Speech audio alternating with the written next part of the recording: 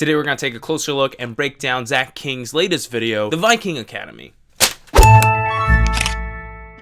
Welcome back to the Filmmaker's Formula. I'm Kevin, and if you're new here, we're all about breaking down effects and filmmaking techniques so you can add it to your arsenal of editing tools.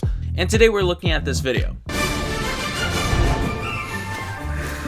Zack King is one of my favorite filmmakers on the platform because his effects are nice, short, and clean. You might have seen him from his Vines where he does these magic tricks that last a few seconds, back when Vine was still a thing. On a side note, I am excited about the possibility of Vine 2 coming out. It's now called Byte. You can expect to see me on there when it's launched. Let's go ahead and dive into the video. The first effect we're going to talk about is the transformation where he snaps his hat and turns into a Viking hat. Now, my favorite thing to do when breaking down effects is to slow down the footage. So if we go frame by frame, between this frame and this frame is where you can see the cut being made where it goes to hat to helmet. This would mean that right before he made the switch, he had everybody stop moving and someone would come in and switch out the hat, and then he would react accordingly. As you know, a lot about what sells special effects is the reaction. Zack did a great job with the cut. You can barely even tell that there was a cut.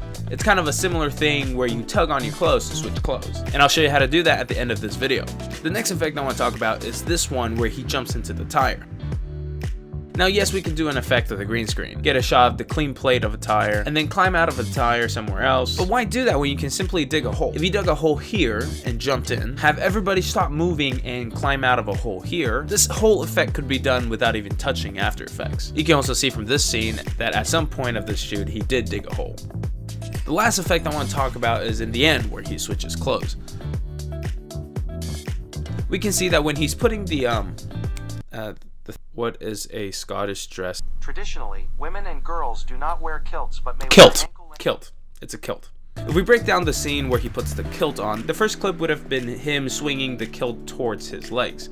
Then the second clip would be him with the kilt on and him swinging those two pieces of fabric to the sides of him. For the t-shirt, it's a cut between him tugging at his shirt and a clip of him tossing his shirt in a way that it covers his face. And just some minor masking is done to reveal the outfit underneath. Kind of like this. This is the part where I show you how it's done. I make the motion of tugging on my shirt.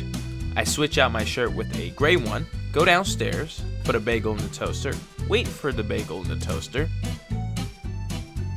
slather the bagel with cream cheese all around, go back upstairs, and throw the shirt at the camera.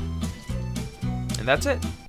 Like the video if you liked it, and subscribe if you haven't already. If you have any questions, feel free to leave them in the comment section below, and I'll do my best to answer them. Hope you like this new outro screen. I realized when I use the default outro, I lose around 30% retention. So this is just me trying to make YouTube happy. Alright, I'll talk to you guys later. Bye.